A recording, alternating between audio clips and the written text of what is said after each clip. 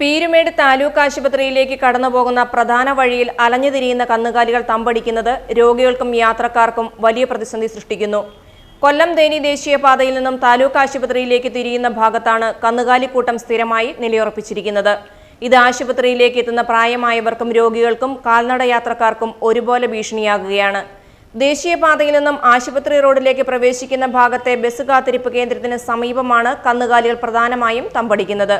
പലപ്പോഴും ഈ കന്നുകാലികൾ തമ്മിൽ റോഡിൽ സംഘർഷമുണ്ടാകുന്നത് പതിവാണ്.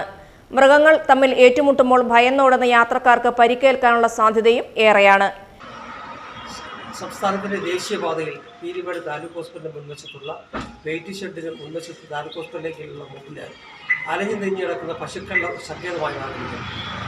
അതുവഴി കടന്ന രോഗികൾക്ക് ഹോസ്പിറ്റലിലേക്കുമായി വളരെ ബുദ്ധിമുട്ടാണ്. യാതൊരുവിധ നിയന്ത്രണമില്ലാതെ പശുക്കൾ പരസ്പരം മത്സരിക്കുകയും പരസ്പരം കുത്തുണ്ടാവുകയും ചെയ്യുന്നു. ഇതിനിടയ്ക്ക് പലപ്പോഴും രോഗികൾ പെട്ടുപോകുന്നു. അതുകൊണ്ട് അനധികൃതമായി ഈ പശുക്കളെ പിടിച്ചു കെട്ടുന്നതിനും അല്ലെങ്കിൽ പൗണ്ടിൽ അടയ്ക്കുന്നതിനും പഞ്ചായത്ത് അധികൃതർ എത്രയും വേഗം ശ്രദ്ധിക്കണമെന്ന് അഭ്യർത്ഥിക്കുന്നു. കന്നുകാലികളുടെ വിസർജ്യങ്ങൾ പാതയോരങ്ങളിൽ നിറഞ്ഞുകിടക്കുന്നത് കാൽനടയാത്ര ദുഷ്കരമാക്കുന്നതിനൊപ്പം പ്രദേശത്ത് കടുത്ത ആരോഗ്യ പ്രശ്നങ്ങൾക്കും കാരണമാകുന്നുണ്ട്.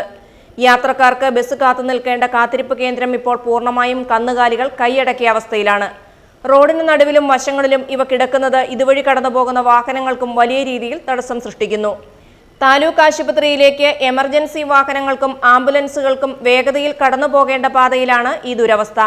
പഞ്ചായത്ത് അധികൃതർ അടിയന്തരമായി ഇടപെട്ട് ജനങ്ങൾക്ക് ബുദ്ധിമുട്ടുണ്ടാക്കുന്ന രീതിയിൽ പൊതുവഴിയിൽ അലഞ്ഞുതിരിയുന്ന കന്നുകാലികളെ പിടികൂടി പൗണ്ടിലടയ്ക്കാൻ തയ്യാറാകണമെന്ന ആവശ്യം നാട്ടുകാർക്കിടയിൽ ശക്തമായിട്ടുണ്ട്.